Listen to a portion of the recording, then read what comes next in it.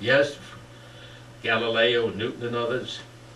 You have the Darwinian revolution of the 19th century that showed that the human species is one among others, evolving by natural laws, by chance and adaptation, mutations, differential reproduction.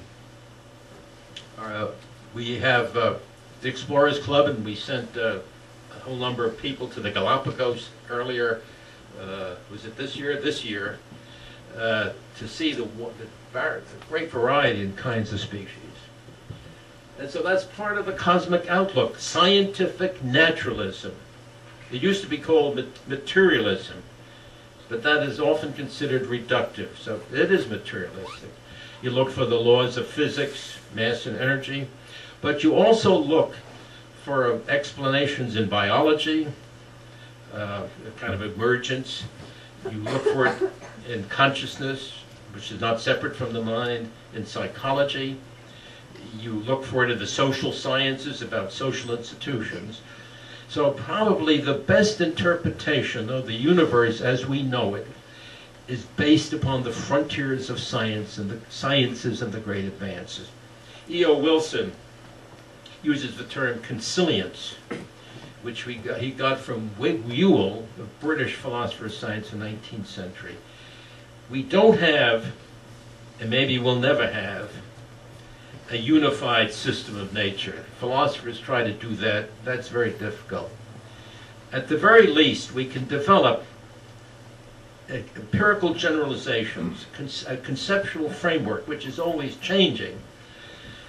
And what does that tell us? It tells us that the universe is expanding at great speeds, that there are billions and billions of star systems, galaxies out there, that we exist on one planet in the Milky Way, one galaxy, that we're not the center of the universe, that God did not create us in His image, that we've evolved along with other species on the planet Earth, that we have the powers of intelligence and reason to understand the universe, and we can develop moral principles in order to live together in society in a peaceful way.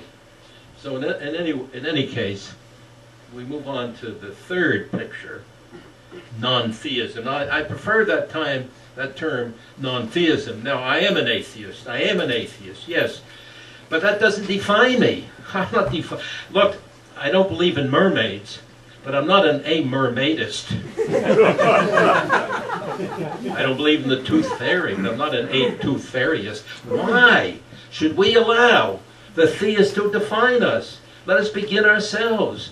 We reject these mythologies of the past, though we appreciate their role in human history.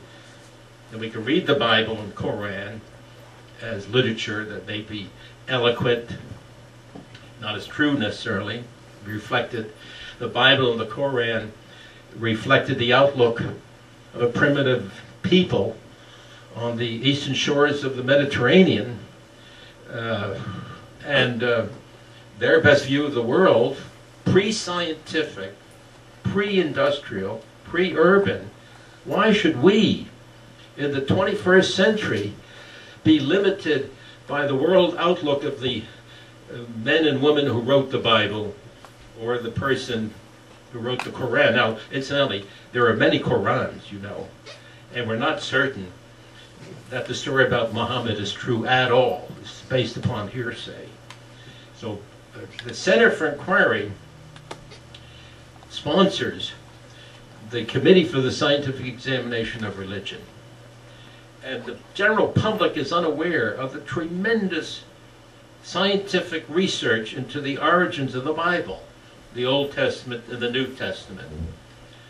We have what we call a Jesus seminar, a Jesus project, right, that we've just launched, and we're bringing together the best scholars to look at this evidence. But most of what people know about the Old and New Testament is based upon hearsay. It's not been corroborated by a sufficient number of reliable witnesses. None of the people who wrote the New Testament knew Jesus. None of them. They came later. This is based upon hearsay. And none of the people who wrote the Old Testament knew who Moses was, or Joseph, or Abraham, or even whether or not they existed. This is all exaggerated in the same way.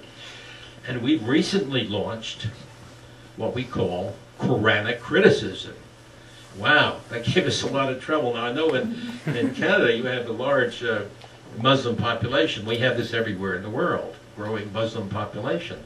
And we appeal to our Muslim friends and colleagues, if they accept democracy and that they're good citizens, in the spirit of inquiry, to accept the right of people to critically examine the Quran and the Hadith and question them. And so we've done this.